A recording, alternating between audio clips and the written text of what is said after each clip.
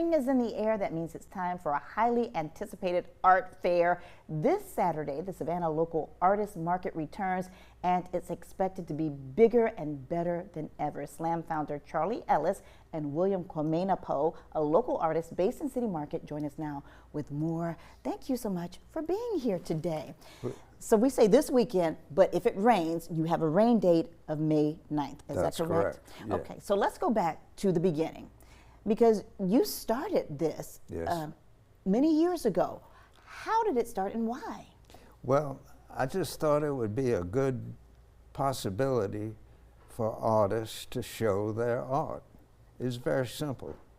And I asked 2 or 3 different organizations if they were too many art shows, too few, or just about right. And they all said too few. Mm-hmm.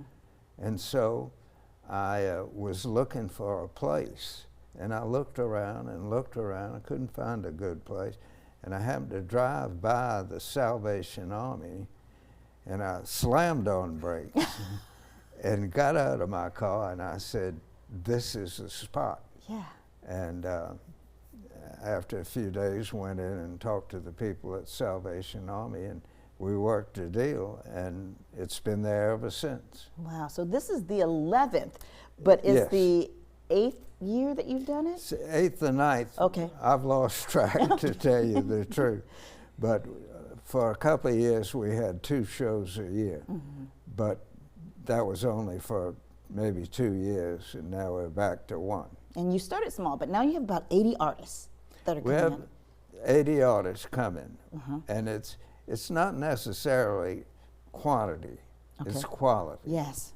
Because the quality of the artists every year gets better. Yeah, yeah. And a prime example of that is sitting next to me. You're trying to take my job again, Charlie, because I was just about to say that's where William comes in, because you're a local-based artist, but you're originally from Ghana. Yes. Self-taught. Yes. You brought some pieces with you. I did. Okay. I did. So tell us what you have. This is a piece about an area in Ghana called Nzulezu, and it's a UNESCO historical preservation. That is, the whole place is built on stilts. Mm-hmm. So you have to take a boat there and everything. And I wanted to go there for so many years, and finally went in 2017 when I went back home. And it's a piece I'm building more stories about, because I want to give people a window to Ghana.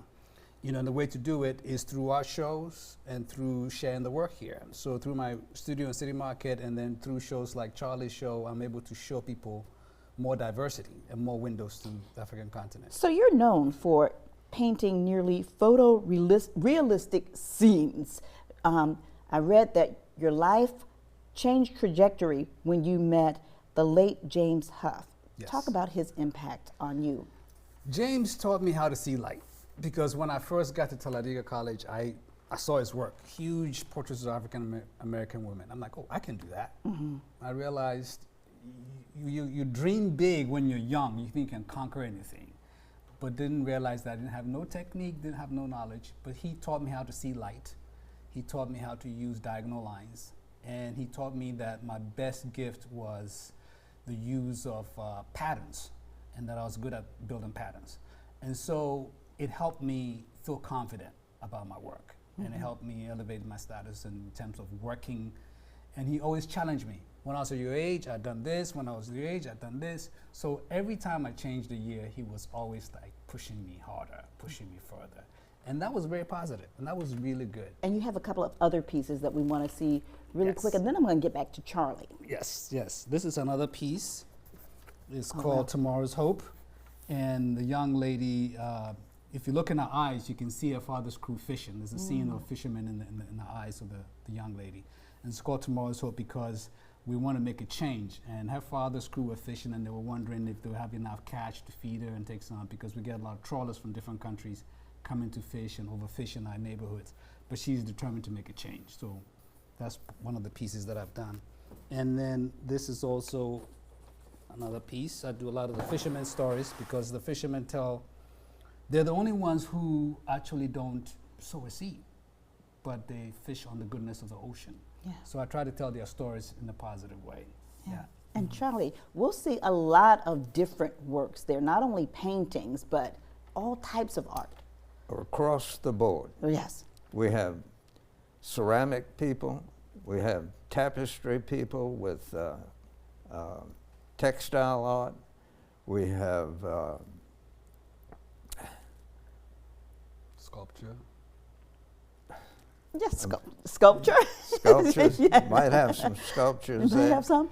But it's a across the board variety. Yeah, and not only will people enjoy art, they'll enjoy entertainment. You'll have food trucks there, so it's really just a big celebration of art and artistry, and people get a chance to meet the artists in person. It's a fun day for everybody. In fact, we have a big piece of plywood up for the kids to paint on, which we call the community canvas, and it's a huge big thing.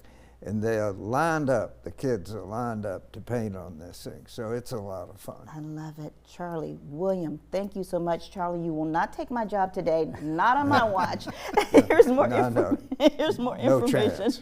The 11th Savannah Local Artist Market, also known as SLAM, is this Saturday, May 2nd, but if it rains, it will be next Saturday, May 9th, 10 a.m. until 4 p.m. at the Salvation Army baseball field that's located at 3000 B Road. The entrance is on Carey Street. Now, for more information or to see this interview again anytime, you can visit our website by wsav.com/community corner.